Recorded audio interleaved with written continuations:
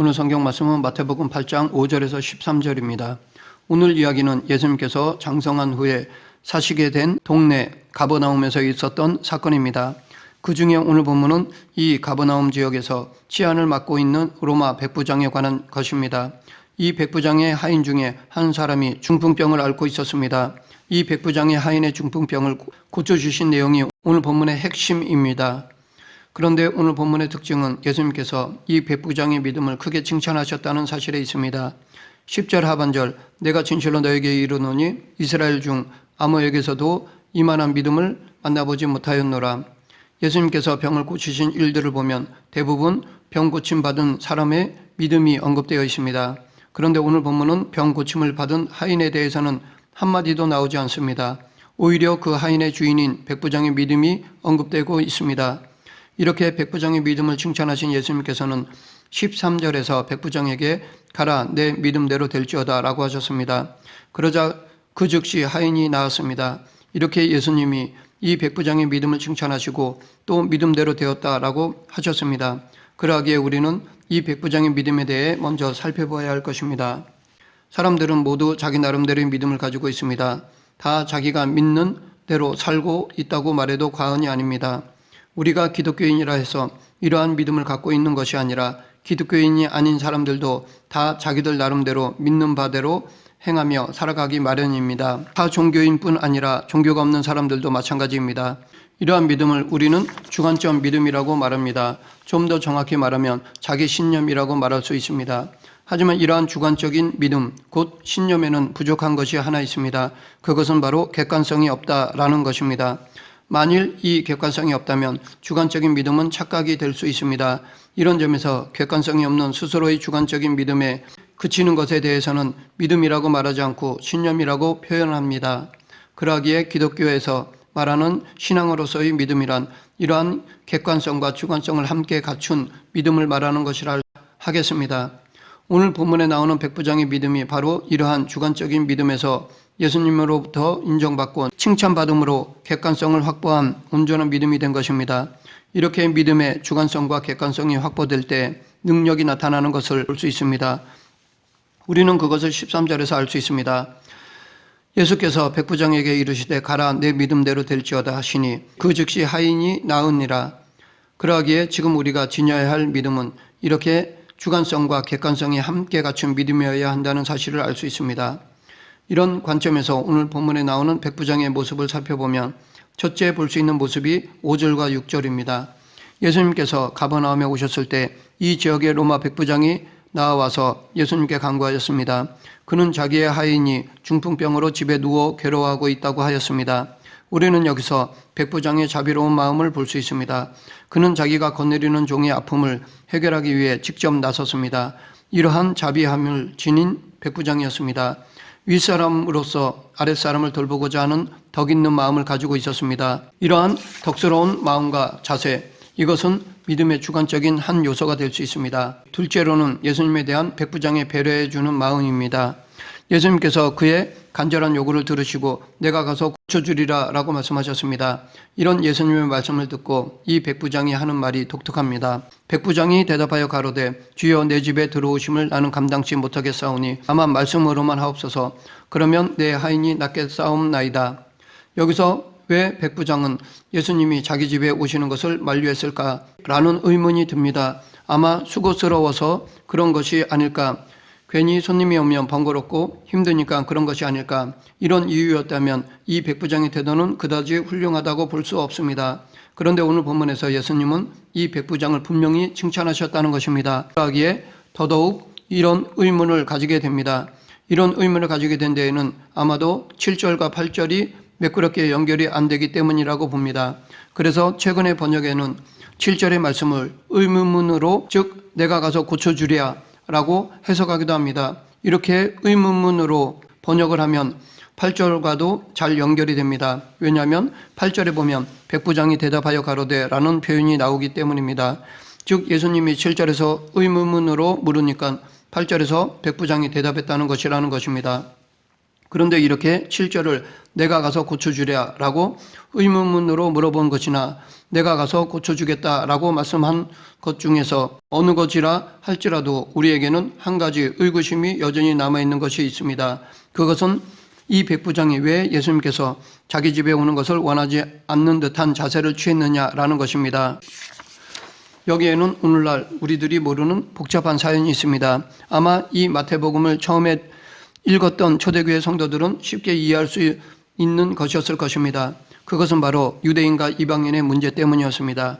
예수님 당시의 유대인들은 이방인과 접촉하는 것을 부정한, 곧 깨끗하지 못한 일로 여겼기 때문입니다. 그래서 이방 사람들과는 같이 어울리거나 특히 식사 초대 같은 일은 상상하기 어려운 일이었습니다.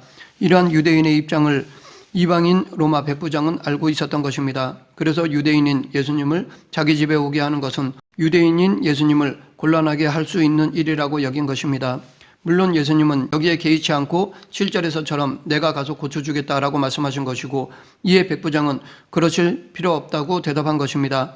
우리는 여기서 백부장의 배려하는 마음을 엿볼 수 있습니다. 상대방의 입장을 배려하는 마음과 자세, 이 역시 믿음의 주관적인 한 요소가 될 수 있다고 봅니다. 셋째로 이러한 배려의 모습을 보이는 데 있어서 백부장은 자기의 처지와 경험을 예수님과 나누었습니다. 이것이 9절입니다. 나도 남의 수하에 있는 사람이요 내 아래도 군사가 있으니 이더러 가라 하면 가고 저더러 오라 하면 오고 내 정도로 이것을 하라 하면 하나이다. 이 백부장은 군인으로서 자기 상관이 자기에게 명령을 내리면 그대로 시행하는 자신의 모습을 생각해 보았고, 또한 자기 밑에 부하에게 명령했을 때 그대로 시행하는 모습을 지금 예수님과 자신의 입장에 그대로 적용하였습니다. 이러한 모습 또한 믿음의 주관적인 한 요소가 될 수 있습니다. 오늘날 우리도 매일매일의 삶에서 경험되어지는 많은 일들을 토대로 나름대로의 어떤 삶의 철학을 이루고 있습니다. 이러한 모습 역시 살아가는 데 있어서 귀한 것이라고 할 수 있습니다. 이런 점에서 우리의 매일매일의 삶은 우리의 믿음을 점검하고 이루어 나갈 수 있게 하는 배움의 장소와 같다고 할 수 있겠습니다. 이렇게 약한 사람의 처지를 이해하고 도와주려는 자세, 상대방의 입장과 상황을 배려하고자 하는 자세, 매일매일의 삶에서 하나님의 관계로 연결시킬 수 있는 모습들을 발견하고자 하는 백부장의 자세는 모두 믿음의 주관적인 내용으로 표현되기에 아주 훌륭한 모습이라고 할 수 있겠습니다. 하지만 이러한 모습 자체로는 믿음의 객관성을 확보할 수 있다고 볼 수는 없습니다. 왜냐하면 신앙이 없는 사람도 이러한 모습을 취할 수 있기 때문입니다. 약한 사람에 대해 관용을 베푸는 자세라든지 남을 배려하는 입장이라든지 매일의 삶에서 어떤 귀한 삶의 철학을 발견하는 자세는 기독교 신앙이 없다 하더라도 얼마든지 가능한 것이기 때문입니다. 이러한 믿음의 주관적 자세를 가진 백부장이 예수님으로부터 믿음의 객관성을 확보할 수 있었던 계기는 6절에 있습니다. 이 백부장은 예수님께 나와 주여 내 하인이 중풍병으로 집에 누워 몹시 괴로워하나이다 라고 하며 예수님께 고쳐주실 것을 간구하였습니다. 특히 여기서 예수님을 향해 주여라고 부른 사실은 예수님께 온전히 의지하고자 하는 믿음의 표현인 것입니다. 이 모습이 바로 그의 믿음의 객관성을 확보할 수 있는 계기가 된 것입니다. 오늘날 우리도 이러한 믿음의 객관성을 확보할 수 있어야 하겠습니다. 우리도 백부장처럼 예수님 앞에 모든 것을 맡기고 순종하고자 하는 가운데서 우리의 믿음의 객관성을 찾아야 할 것입니다. 백부장처럼 철저히 주님을 의지하며 살아가기 위해서 우리는 성경에서 하나님의 음성을 들을 수 있도록 늘 깨어 있어야 할 것입니다. 그래야만 예수님의 음성이 깃든 믿음의 객관성을 우리도 확보할 수 있게 될 것입니다. 이런 점에서 오늘날 우리들이 가지고 있는 우리의 믿음의 주관적인 내용도 생각해 보아야 할 것입니다. 우리 믿음의 주관적인 내용은 무엇입니까? 우리의 열심도 되겠고 우리의 독특한 삶의 자세도 되겠고 내가 가지고 있는 나의 고유한 달란트도 될 것이고 우리의 특별한 어떤 성품도 될 것입니다. 하지만 여기에 믿음의 객관성으로 채울 수 있는 모습이 필요합니다. 믿음의 객관성은 예수님으로부터 인정받는 것입니다. 이 인정을 받기 위해서는 예수님을 그리스도로 하나님의 아들로 고백하고 나의 주님으로 모셔야 합니다. 그리고 구체적인 삶 속에서 주님을 따라야 합니다. 이럴 때 예수님으로부터 우리 믿음의 객관성이 주어집니다. 이것은 곧 내 중심의 신앙생활이 아닌 주님 중심의 신앙생활인 것입니다. 그러하기에 우리는 자주 우리의 믿음의 객관성이 확보되어 있는가를 스스로 성찰해야 할 것입니다.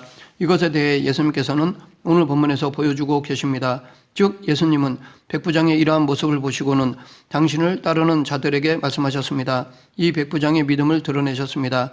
10절 예수께서 들으시고 놀랍게 여겨 따르는 자들에게 이르시되 내가 진실로 너에게 이르노니 이스라엘 중 아무에게서도 이만한 믿음을 만나보지 못하였노라. 예수님은 이 백부장의 믿음의 모습을 당신을 따르는 자들 곧 제자들에게 소개하셨습니다. 이러한 예수님의 음성을 오늘 자기 자신에게도 적용할 수 있는 마음의 자세가 필요합니다. 그리고 나아가서는 이러한 예수님의 말씀을 따르지 않고 적용하지 않는 유대인들을 향해서 또 너에게 이르노니 동서로부터 많은 사람이 이르러 아브라함과 이삭과 야곱과 함께 천국에 앉으려니와 그 나라의 본 자손들은 바깥 어두운 데에 쫓겨나 거기서 울며 이를 갈게 되리라 라고 말씀하셨습니다. 이것은 믿음의 객관적인 입장을 염두에 두지 않고 자기 방식대로 하나님을 섬기고자 했던, 그래서 결국 예수님을 십자가에 못 박았던 유대인들을 향한 경고의 말씀이라고 할 수 있습니다. 이러한 그들의 모습은 하나님으로부터의 인정받는 믿음의 객관성은 염두에 두지 않고 스스로의 믿음의 주관적인 내용만을 고집하였습니다. 이러한 모습의 구체적인 신뢰를 또한 가버나움 사람들에게도 볼 수 있습니다. 마태복음 11장 20절 이하에 보면 예수님께서 권능을 많이 베푸셨던 가버나움을 비롯한 몇 개의 도시들이 회개하지 않는 것을 보시고 한탄의 말씀을 하신 것이 나와 있습니다. 그 중에서 가버나움을 향해서 가버나움아 내가 하늘에까지 높아지겠느냐 음부에까지 낮아지리라. 내게서 행한 모든 권능을 소돔에서 행하였다면 그 성이 오늘날까지 있었으리라. 내가 너에게 이르노니 심판날에 소돔 땅이 너보다 견디기 쉬우리라 하시니라. 이 역시 예수님의 권능의 사역을 보면서도 거기에 감흥하지 않고 자신의 삶의 변화를 꾀하지 못한 무감각했던 가버나움 주민들의 모습에 대한 예수님의 평가입니다. 그러므로 우리도 이러한 주님의 평가가 나에게 어떻게 주어질지를 미리 생각해 볼 줄 아는 자세를 지녀야 하겠습니다. 이것이 바로 나에게 믿음의 객관성이 있는가를 스스로 물어보는 것입니다. 우리의 믿음에는 주관적인 내용과 객관적인 내용이 같이 있어야 합니다. 주관적인 내용만 있으면 믿음의 환상과 착각 속에서 잘못된 길로 빠지게 될 것입니다. 우리는 이러한 믿음의 모습을 온전한 신앙이라 할 수 있습니다. 즉 동물은 본능에 따라 삽니다. 불신자들은 자기 정욕과 이성으로 삽니다. 그러나 그리스도인은 믿음으로 사는 존재입니다. 즉 우리는 그리스도의 사랑과 언약과 말씀을 믿음으로 말미암아 사는 존재입니다. 이성이나 인간의 양심으로는 결코 천국에 갈 수 없습니다. 오직 예수님의 말씀을 믿음으로만 갈 수 있습니다. 이 사실을 잊지 말아야 할 것입니다. 믿음은 영적 존재인 하나님을 볼 수 있는 눈이요 죄악을 이기고 천국 본향으로 거슬러 올라가는 날개요 선한 싸움의 무기입니다. 이성 없는 사람이 죽은 사람이듯 믿음 없는 성도는 곧 불신자입니다. 이렇게 믿음을 상실한 최고의 천사가 바로 사단입니다. 믿음을 따라 생각하고 말하고 행동하는 것이 곧 성령을 쫓아 행하는 것이요 이것이 주와 동행하는 방법입니다. 말씀을 맺겠습니다. 우리는 백부장처럼 믿음의 주관성뿐 아니라 객관성도 소유해야 합니다. 이렇게 믿음을 소유할 때 우리도 백부장처럼 예수님으로부터 내가 아무에게서도 이만한 믿음을 만나보지 못하였노라 라는 칭찬을 받을 수 있게 될 것입니다. 우리 모두 믿음의 주관성과 객관성이 함께 어우러짐으로 하나님의 능력의 통로가 되는 진정한 신앙인이 되길 간절히 축원합니다. 기도하겠습니다. 사랑과 은혜가 풍성하신 하나님 아버지, 내 중심의 믿음이 아닌 주님께 인정받는 믿음이 되길 원합니다. 내 중심의 신앙생활이 아닌 주님 중심의 신앙생활을 하는 저희들이 되게 하여 주시옵소서. 예수님 이름으로 기도드립니다. 아멘.